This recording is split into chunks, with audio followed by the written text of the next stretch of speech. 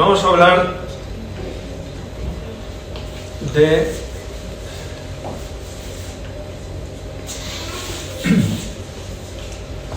la crucifixión de Jesús, y en un momento que para mí es, cada vez que lo leo, me conmueve por todo lo que lleva esas palabras, que pueden parecer simples. En esos 3 versículos de los que vamos a hablar hoy, que están en Juan 19, del 28 al 30, si queréis ir buscando, aunque luego lo voy a poner en la pantalla, esconden mucha información.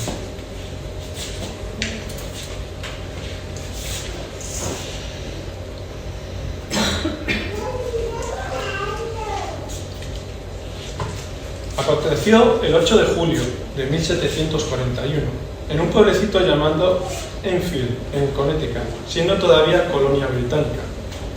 En medio de una reunión se escucharon gritos, llantos y alaridos, como nunca antes se habían escuchado. Todo procedía de la congregación del pueblo que era tranquilo y apacible. La persona que ministraba ese día era Jonathan Edwards, y el título de la predicación era Pecadores en las manos de un Dios airado. Jonathan Edwards había sido invitado a predicar ese día en la congregación, la cual era conocida por su frialdad y su resistencia al Evangelio. En un momento en que Nueva Inglaterra estaba empezando a sentir un despertar espiritual, que posteriormente se conocería como el Gran Despertar. Jonathan Edwards, sin proponérselo, en esa predicación provocaría el golpe que aceleraría una renovación espiritual en ese movimiento único en la historia del cristianismo. No tenía una voz alta ni fuerte, sino que tenía una voz débil. Sus exposiciones eran sencillas y hacía pocos gestos. Se dedicaba a leer el manuscrito que previamente había escrito, después de haber pasado horas estudiando el pasaje bíblico. El sermón que estaba exponiendo lo había pronunciado antes en su congregación de Northampton, Massachusetts, sin que se tenga conocimiento alguno de lo que ocurrió después. Según la tradición, Edwards no era la persona que debía predicar en ese día, era un suplente. Las personas que acudían al servicio eran difíciles, no mostraban ningún interés, no había un ambiente de expectativa ni de solemnidad. Ni siquiera prestaban atención discreta o educada.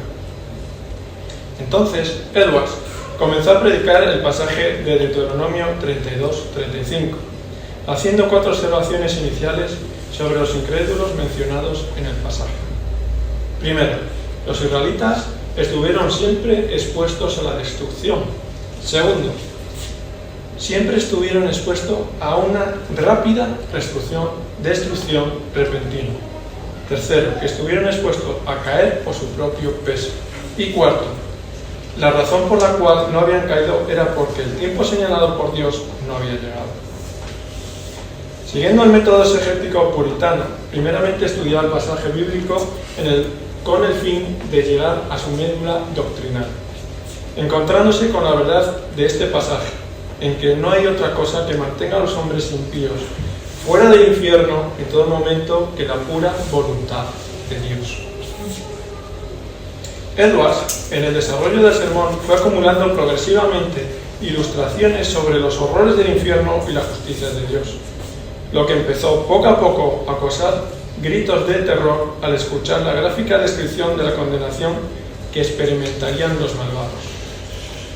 Edwards predicó, cito: el diablo está listo para arremeter contra ellos y tomarlos como suyos en el preciso instante que Dios se lo permita. Le pertenecen a él, posee sus almas y están bajo su dominio. Las Escrituras los presentan como su posesión. Los demonios los vigilan, siempre están a su lado. Los están esperando como leones hambrientos y codiciosos que ven su presa y esperan tenerla, pero por el momento se retienen. Si Dios retira su mano que los detiene, arremeterían sobre sus pobres almas. La serpiente antigua los ansía. El infierno abre su amplia boca para recibirlos. y si Dios lo permitiera, serían rápidamente tragados y perdidos. Las descripciones eran tan vívidas y gráficas que la gente sentía que el suelo podía abrirse en cualquier momento y tragarlos hacia las profundidades del abismo y del fuego eterno. Edwards continuaba diciendo: tu iniquidad te hace pesado como el plomo y te haría caer con gran peso y presión hacia el infierno. Y si Dios te soltara, te hundirías inmediatamente, cayendo velozmente en el abismo sin fondo. Y tu buena salud, el hecho de que te cuides y los medios usados para tu subsistencia y toda tu justicia y rectitud no tendrían influencia alguna para sostenerte e impedir que caigas al infierno. Para Jonathan Edwards, una de las cosas más amorosas que podía hacer era advertirles a las personas del peligro de no tener a Cristo en sus vidas y de su justicia recibida por la fe. Edwards continuaba diciendo: toda justicia y rectitud no tiene ninguna influencia para sostenerte e impedir que caigas al infierno. Tal como una tela de araña no puede detener una roca al caer. Dios te mantiene sobre el abismo del infierno, muy parecido a cómo sujeta a un insecto repugnante sobre el fuego. Es solo por eso, y ninguna otra cosa, que no te fuiste al infierno anoche. Que pudiste despertar una vez más en este mundo después de haber cerrado tus ojos para dormir. Y no hay ninguna otra razón sino la mano de Dios, por la cual no has caído en el infierno desde que te levantaste esta mañana. Jonathan Edwards no pudo culminar su exposición aquel día. Los gritos de terror de las personas que lo escuchaban no le dejaron concluir, mientras clamaban estas personas: ¿qué debo hacer para ser salvo? El plan de Edwards era finalizar el sermón con el consuelo del Evangelio. Irónicamente, sus oyentes no dejaron llegar a ese punto.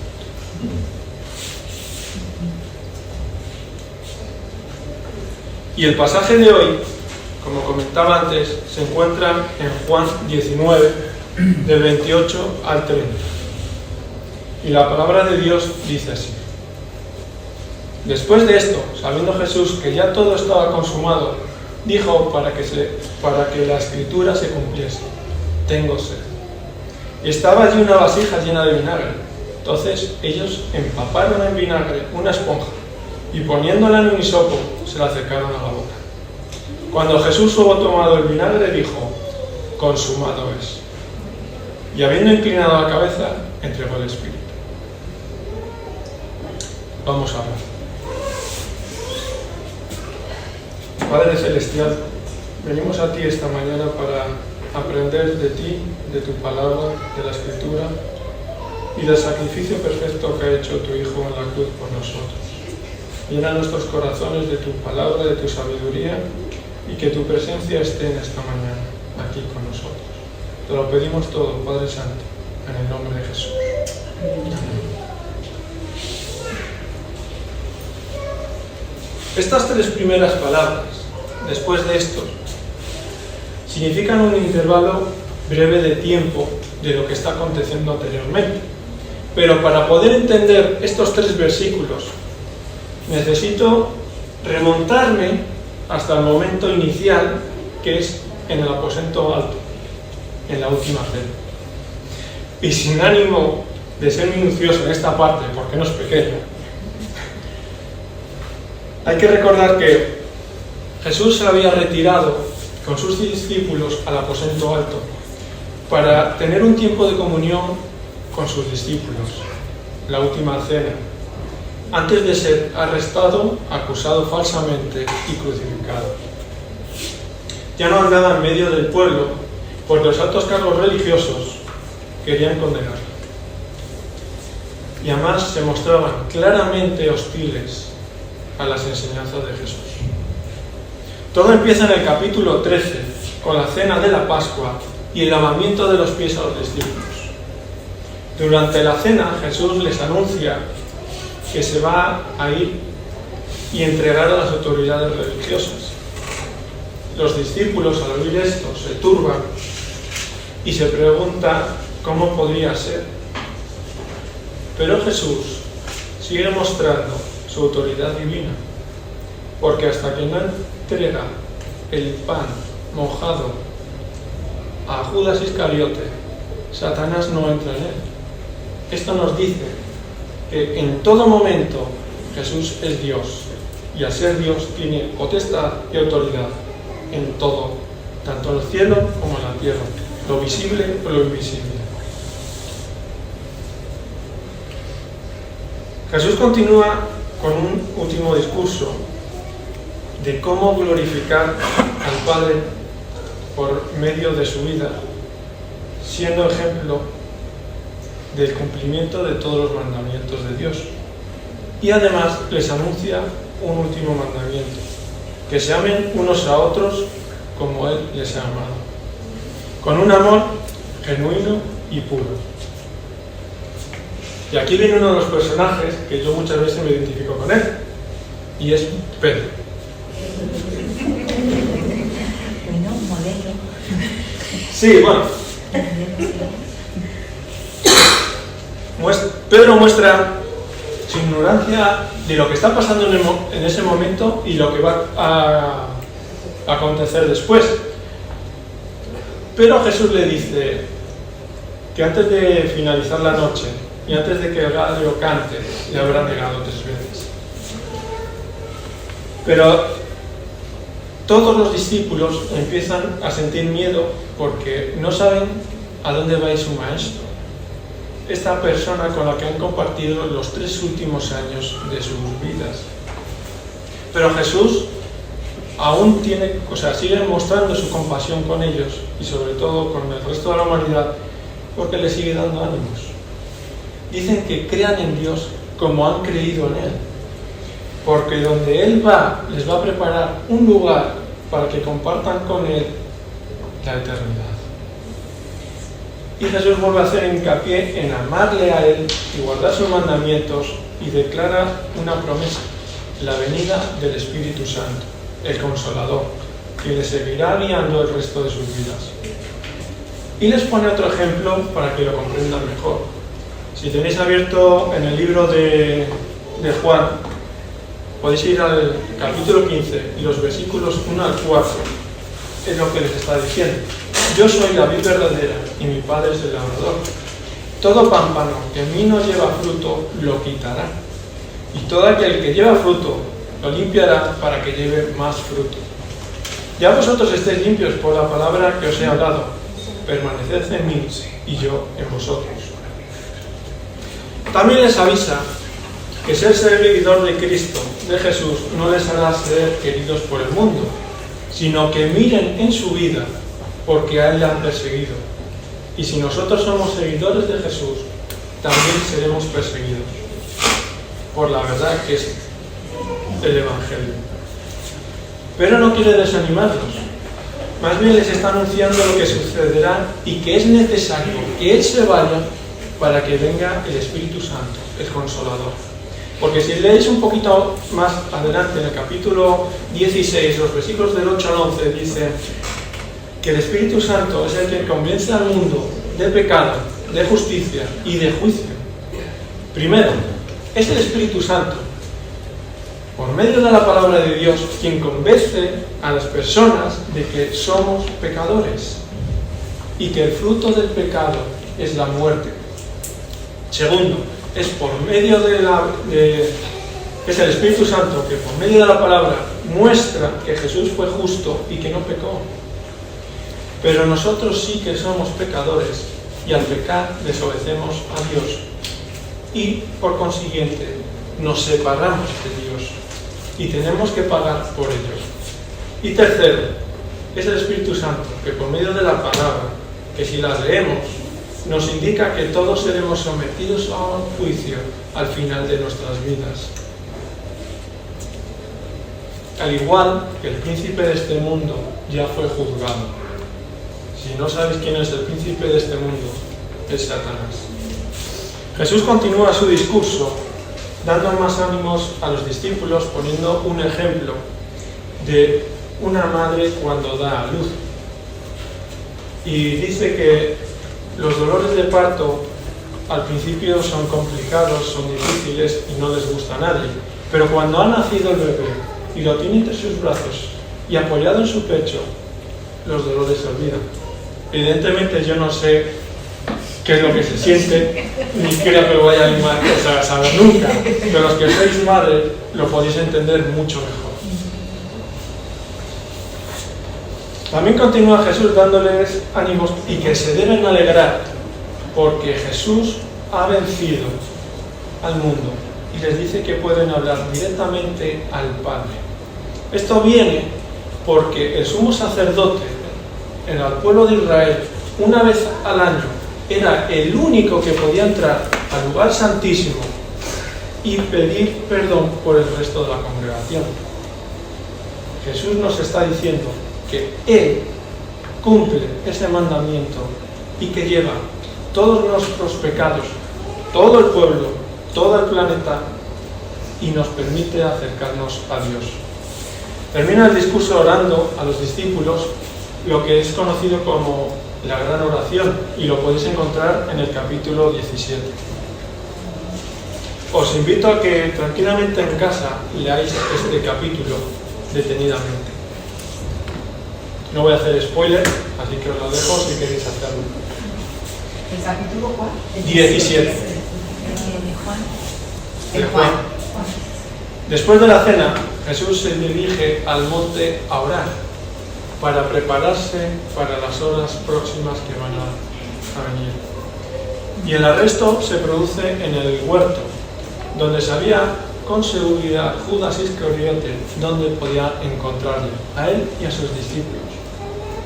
Jesús es acompañado de una compañía de soldados, alguaciles de los principales sacerdotes y fariseos, y llevaban consigo linternas, antorchas y armas.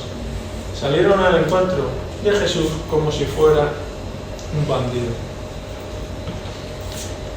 Aquí, como dato, James Barclay dice que el término compañía es un término militar con referencia a un grupo de 600 hombres.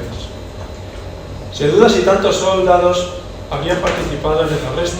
A veces se usaba el término compañía para referirse a una porción del número total, pero aunque fuera una fracción del total, el número con los demás mencionados sería impresionante. Imaginaros la escena. A toda costa querían evitar un motín, y probablemente los líderes religiosos solicitaron la participación de los soldados romanos para que lo arrestaran, asegurarse el arresto, para luego llevarlo a crucificar. Al preguntar Jesús a quién buscan, Él no se esconde y lo dice claramente: yo soy. Pero cabe recordar que estas palabras, yo soy, en el Antiguo Testamento, era el nombre con el que se presentaba Dios a su pueblo. O sea, la connotación que llevaban estas dos palabras estaba identificándose como Dios. Acto seguido, cuando oyen yo soy, dicen las Escrituras que los que fueron a apresarle cayeron hacia atrás.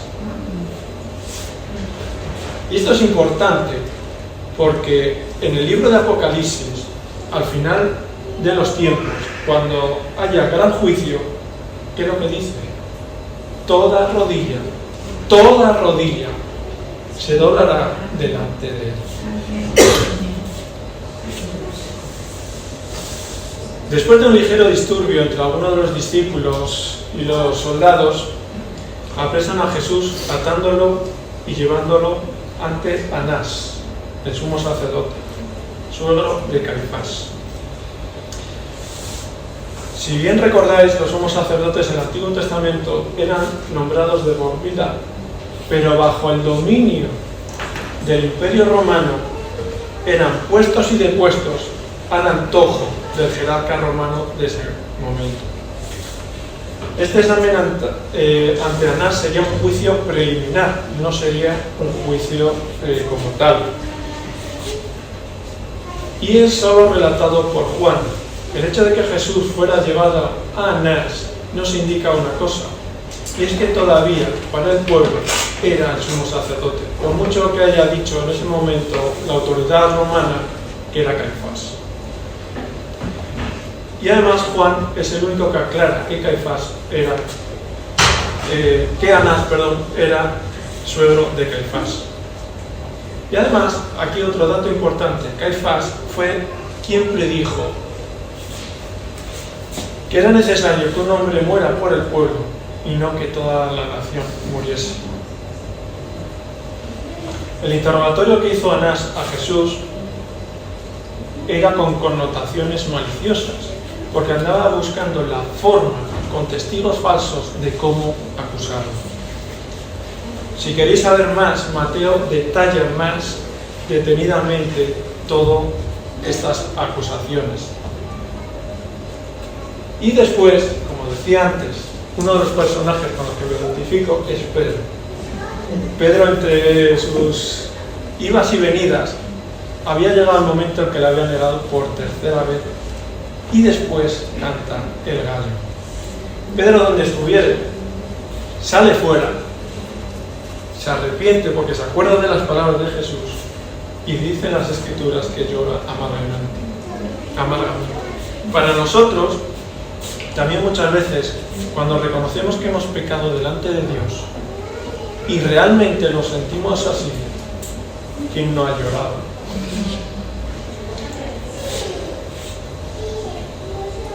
Y después de ser arrestado, es llevado al calabozo. Y aquí voy a hacer un pequeño paréntesis, porque en uno de los viajes que hice a Israel, estuve en lo que sería esta celda, o supuestamente. No se sabe con exactitud si era o no era, pero nos da una idea de cómo era. Me estás mirando, ¿sabes cuál es el lugar? Y es la iglesia de Pedro Galicantus, me parece que es. La iglesia de Galicantus. Sí. ¿Dónde cantó el gallo? Sí, Sí. ahí. Claro, ahora es una iglesia católica, lo lleva una congregación francesa y permite descender al lugar. Bueno, ese soy yo. Me la hice por unas... O sea, hice las fotografías de esto, mira, como así a día de hoy me ponen los pelos de punta, porque fuese o no fuese el lugar, me ayuda a ver y a entender cuál fue la última noche de Jesús en la tierra. Y puedo describir el lugar como que es más o menos 2 metros 3 cuadrados por 3,4 de alto y encima en forma de embudo. Al arrestado lo bajaban por esa mujer. Trataban unas cuerdas, eras descendido, soltaban las cuerdas, tapaban y te quedabas ahí. No sé cada ciencia cierta si había velas o no había velas o estaba en completa oscuridad. Pero es importante que aún este dato viene reflejado en una de las profecías. Por favor, abrir en el Salmo 88. Y dice así el Salmo 88, que es muy mesiánico. Oh Jehová, Dios de mi salvación, día y noche clamo delante de ti. Llegue mi oración a tu presencia, inclina tu oído a mi clamor. Hago aquí una pausa. Quiero que cuando estemos leyendo este salmo, imaginar la situación. Jesús, la última noche, en este lugar. Continúo, versículo 3. Porque mi alma está hastiada de males y mi vida cercana al Seol. Soy contado entre los que descienden al sepulcro. Soy como hombre sin fuerza, abandonado entre los muertos, como los pasados a espada que yacen en el sepulcro, de quienes no te acuerdas ya, y que fueron arrebatados de tu mano. Me has puesto en el hoyo profundo, en tinieblas, en lugares profundos. Sobre mí reposa tu ira, y me has afligido con todas tus ondas. Has alejado de mí mis conocidos, me has puesto por abominación a ellos. Encerrado estoy y no puedo salir. Mis ojos se enfermaron a causa de mi aflicción. Te he llamado, oh Jehová, cada día. He extendido a ti mis manos. ¿Manifestarás tus maravillas a los muertos?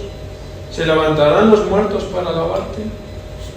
¿Será contada en el sepulcro tu misericordia o tu verdad en el Abadón? ¿Serán reconocidas en las tinieblas tus maravillas y tu justicia en la tierra del olvido? Mas yo a ti he clamado, oh Jehová, y de mañana mi oración se presentará delante de ti. ¿Por qué, oh Jehová, desechas mi alma? ¿Por qué escondes de mí tu rostro? Yo estoy afligido y menesteroso. Desde la juventud he llevado tus terrores, he estado medroso. Sobre mí han pasado tus iras, y me oprimen tus terrores. Me han rodeado como aguas continuamente, y aún me han cercado. Has alejado de mí al amigo y al compañero, y a mis conocidos has puesto en tinieblas. Amén. Pues al estar en este lugar, y como dice el Salmo, fue Jesús abandonado por sus seguidores, por los discípulos. Porque si retrocedemos un poquito, en el huerto, cuando fue arrestado, echaron a correr. Algunos se enfrentaron, pero al final terminaron dispersándose. Continúo con el breve resumen, si se puede llamar breve. Después de esto, al día siguiente conducen a Jesús ante Pilato, la autoridad romana de ese momento, en quien ostentaba la autoridad y la potestad para quitar la vida a los condenados. Pilato también le interroga, sin hallar culpa alguna meritoria de muerte. Como bien leyó en el pasaje esta mañana de inicio Mara, podéis releerlo. Pilato navega en este momento entre varias aguas. Por un lado están los altos cargos religiosos, las leyes romanas y el pueblo. Y no quiere mancharse las manos, y de una manera cobarde, y con una posible esperanza de no matar a Jesús, lo manda a azotar. Y aquí voy a hacer otra parada. He tomado esta imagen, espero que no me denuncien, de la película de La Pasión, de Mel Gibson. Quizás la hayamos visto todos, no sé si hay alguno que no la ha visto, pero si lo habéis visto y recordáis esta escena, aparte de ser dura, es real. ¿Por qué? La disciplina militar romana era muy dura, con una regulación muy estricta y con amplia gama de castigos. A modo de resumen, había dos tipos de castigos, según la gravedad. Por un lado eran castigos menores y por otro castigos mayores. Los castigos menores eran, pues, el castigatio, golpeado por el centurión, reducciones de raciones, reducción del pago, multas, azotes, o azotes con el flagelo, o lo que es lo mismo, o el látigo corto. Este látigo es el que aparece en la película. Va de 3 a 5, 7 provocaciones que salen del mano, y dentro de ese flagelo se le ataba bolas de acero o de otro metal, incluso huesos de animales, porque el castigo debía ser ejemplar. Incluso si la autoridad romana en ese momento dictaba sentencia de muerte, con este castigo era posible. No voy a detallar cómo es, porque si habéis visto la película lo tenéis muy claro. Después de azotarle, los soldados se burlaron de él, poniéndole una corona de espinas manto de color púrpura.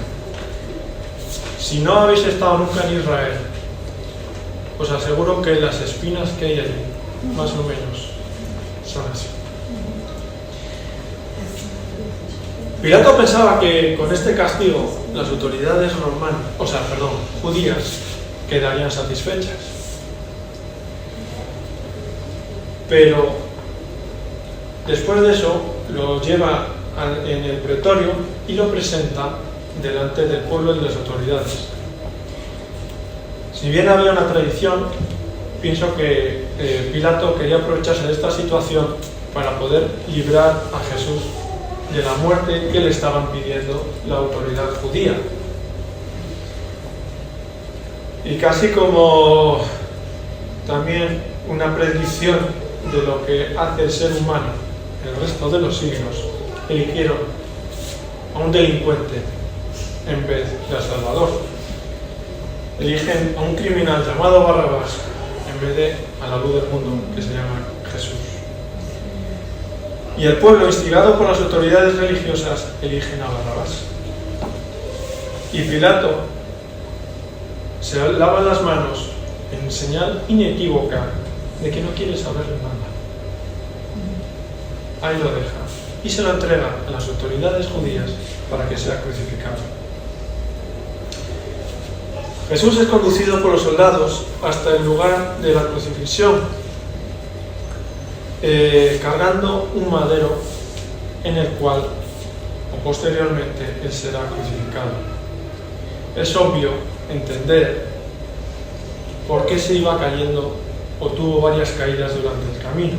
Si recordamos el castigo que había sido infligido, los azotes, las laceraciones, los moretones, las llagas, habían provocado en el cuerpo de Jesús un dolor tan grande y un desfallecimiento enorme. Sus fuerzas flaqueaban. Sin embargo, las Escrituras nos dicen que de una manera piadosa, por así llamarla, Dios Padre pone a Simón de Cirene para que le ayude a portar esa cruz. Más bien, los soldados romanos lo obligaron a ayudarlo. Después Jesús es crucificado y encima de él habían puesto un letrero que decía Jesús Nazareno, el rey de los judíos, y estaba escrito en 3 idiomas para que quedara claro: en hebreo, en griego, que era la lengua común de aquel entonces, como hoy en nuestros días es el inglés. Lo siento, pues es incapaz de aprender a poner inglés, y el latín.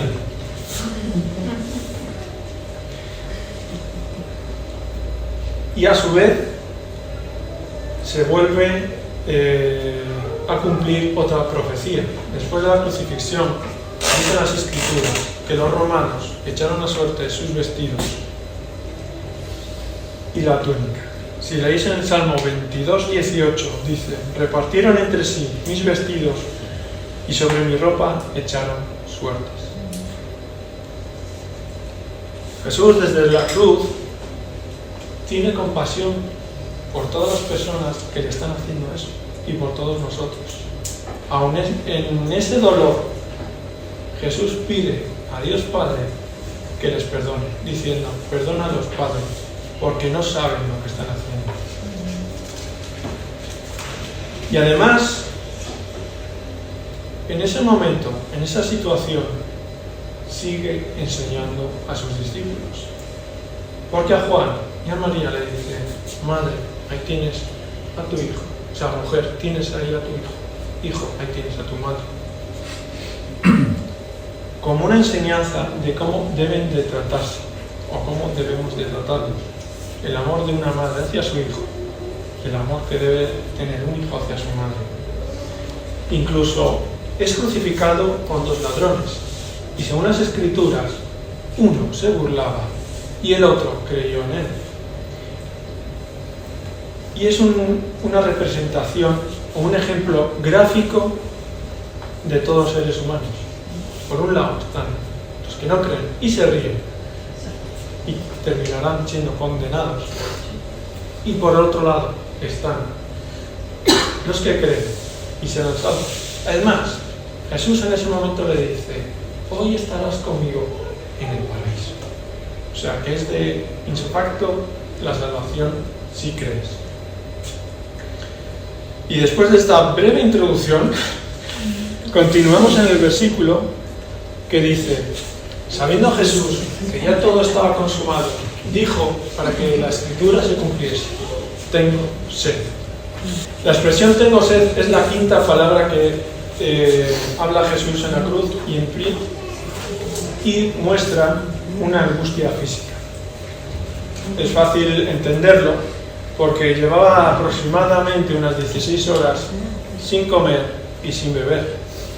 Venía desde la última cena, donde había probado bocado con los discípulos, había pasado la noche, la mañana y casi a mediodía ha sido crucificado. Y a esto, si le sumamos la pérdida de sangre más el calor del mediodía, produce una sed grande. Y es otra evidencia clara de la plena humanidad de Jesús.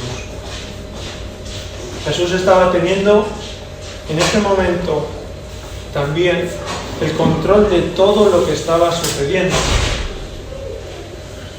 Y era consciente de todo. Y aún así siguió cumpliendo la voluntad del Padre.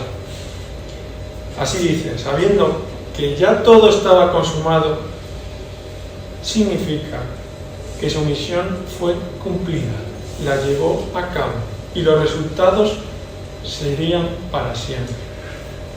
¿Cómo somos capaces nosotros de saber cuál es la voluntad de Dios en nuestra vida y llevarla a cabo? Jesús lo sabía, lo tenía claro, y era cumplir la voluntad del Padre, cumpliéndola y llevándola a su término. Si lo leemos en la Biblia, lo podemos corroborar.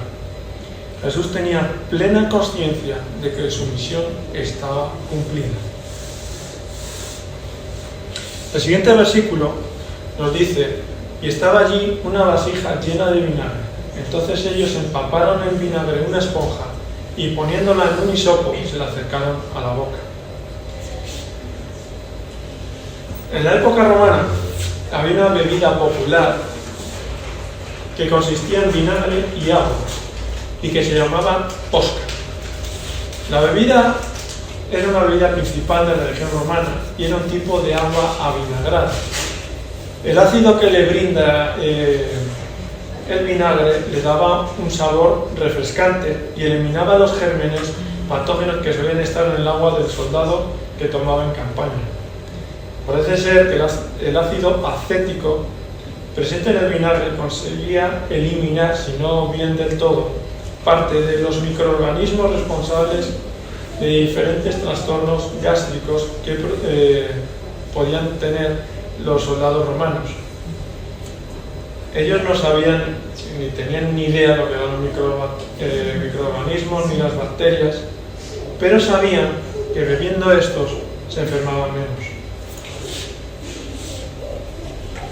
Y se obtenía mezcla vinagre o vino pasado con agua y hierbas aromáticas.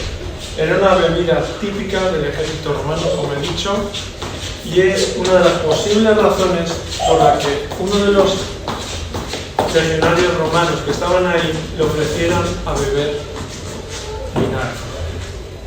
De esta manera se vuelve a cumplir otra de las profecías dadas en el Salmo 69:21, que dice: me pusieron además hiel por comida y en mi sed me dieron a beber vinagre.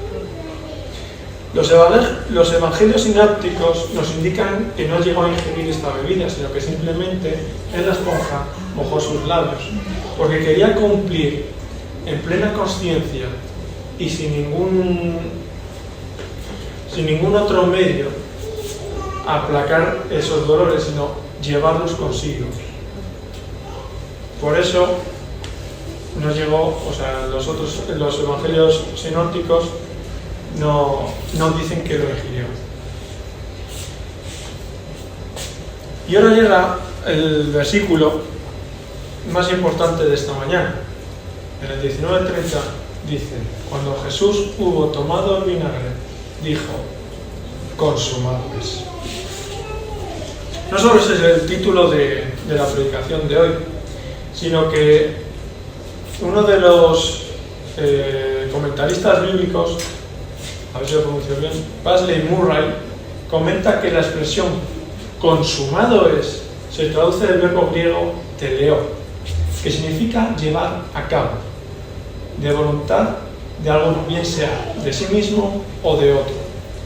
Así, las últimas palabras de Jesús interpretan su sufrimiento y muerte como la conclusión culminante y el cenit de la obra que había realizado en perfecta obediencia a la voluntad del Padre. Otros comentaristas bíblicos, William MacDonald, lo describe así, cito: había terminado la obra que su Padre le había encomendado, el derramamiento de su alma como ofrenda por el pecado, la obra de la redención y de la expiación. Es cierto que todavía no había muerto, pero su muerte, sepultura y ascensión eran tan ciertas como si ya las hubiese cumplido. Así, el Señor Jesús podía anunciar que se había abierto el camino por el que los pecadores podían ser salvos. Para nosotros, consumado es significa Jesús cumple todas las profecías dadas por los profetas en el Antiguo Testamento y apuntaban a la vida y a los sufrimientos del Mesías, que es Jesús. Ponía fin al rito ceremonial por la expiación de los pecados que se hacía con los corderos. Fue el sacrificio perfecto. Ya no hay cabida para esta repetición de sacrificio. Fue perfecto, repito. Puso fin a la transgresión y se introdujo la justicia eterna.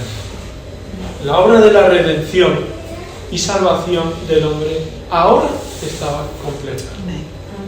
En Jesús se tenía que dar 3 circunstancias para poder llevar el pecado de todos. 1. Tenía que ser hombre, igual que nosotros. Sufrió igual que nosotros sufrimos. 2. Tenía que ser sin pecado, como el cordero en las ceremonias del rito del sacrificio. Jesús no pecó nunca. No lo digo yo, lo dicen las Escrituras. Y tercero, tenía que morir y resucitar, porque, como ejemplo, en la Segunda Guerra Mundial, muchos padres se ofrecían por la vida de sus hijos. Y si lo pensáis detenidamente, era la vida de uno por la vida de uno. Pero Jesús, al ser Dios y al ser eterno, moría una sola vez por todos. Así que la pregunta siguiente: ¿era necesaria la muerte de Jesús por nosotros? Un rotundo sí. Si leemos en Hebreos 9:22, dice así: y según la ley, casi todo es purificado con sangre, y sin derramamiento de sangre no hay perdón de pecados. El pecado no hay que tomarlo a la ligera, es de suma importancia. Es tan aborrecible por Dios que hizo Jesús que pagara por nosotros. Los desprecios que Jesús sufrió, las burlas, los azotes, los insultos, las ofensas, los latigazos, debíamos recibirlos nosotros por nuestras transgresiones. El pecado nos aleja de Dios y nos lleva al infierno.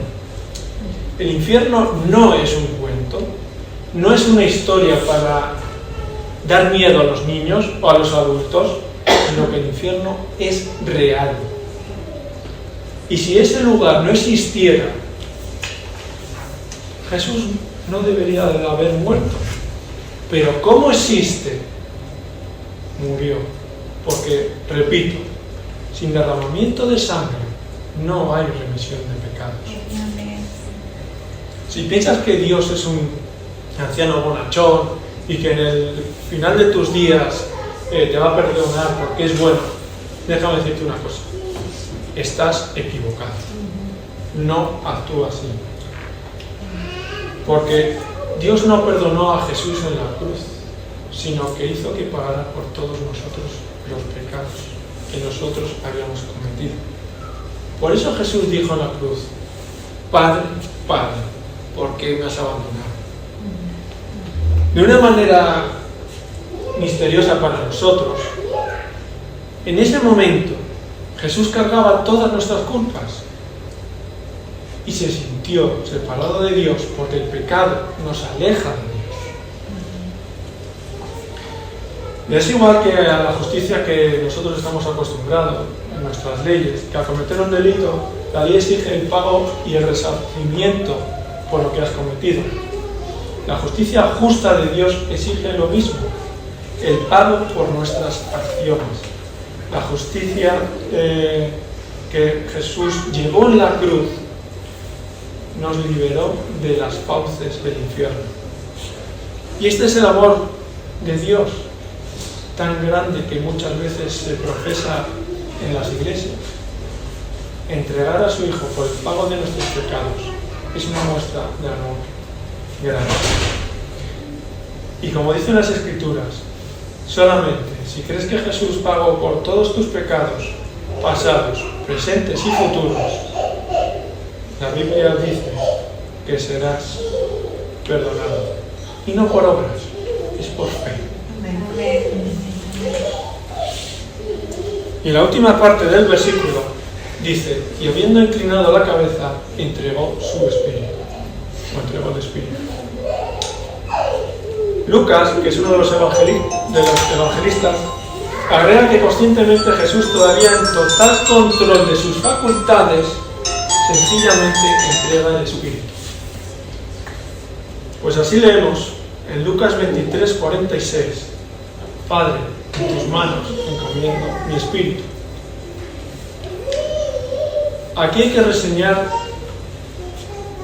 el orden de las palabras.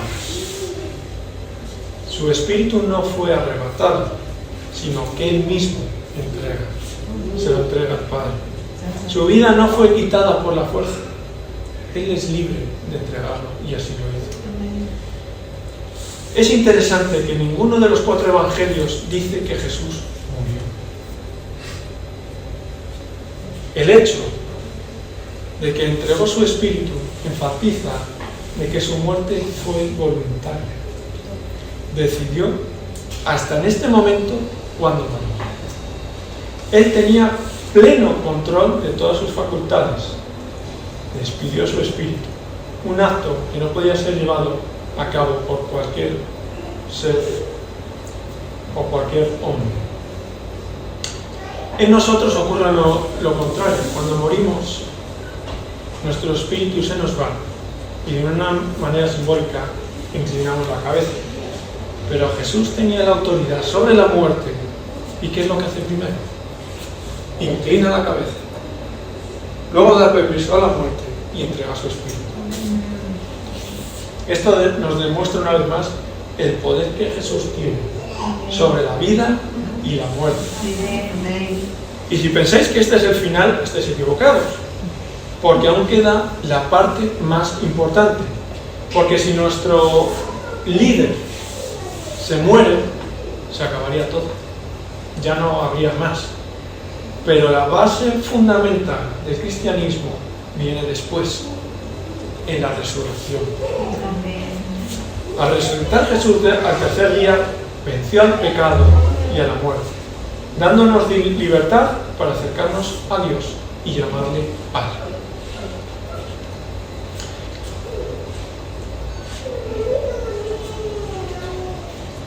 Y así, a modo de finalizar, y a tenor de todo lo expuesto esta mañana, podemos concluir que, como Jonathan Edwards explicaba en sus predicaciones, el infierno es real, y a él acuden todos los pecadores no arrepentidos. Satanás no es un invento, y anda detrás de todas las almas que no quieren creer en Dios. Anda como león rugiendo. Todos somos pecadores delante de Dios. Dios no pasará por alto ningún pecado que no hayamos confesado.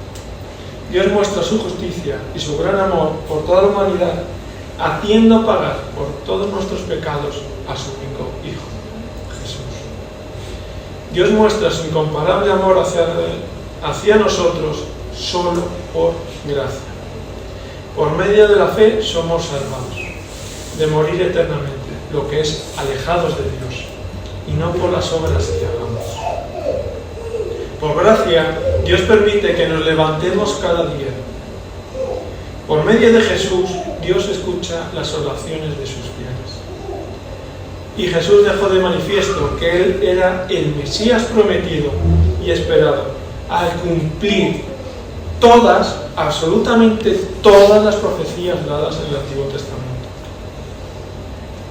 Jesús y su amor por la humanidad hizo que llevase sobre su cuerpo el castigo que merecíamos. Y como punto final, Jesús, al resucitar, demuestra su poder sobre la muerte, dando al que cree en Él la seguridad de la salvación en esta vida y la venidera.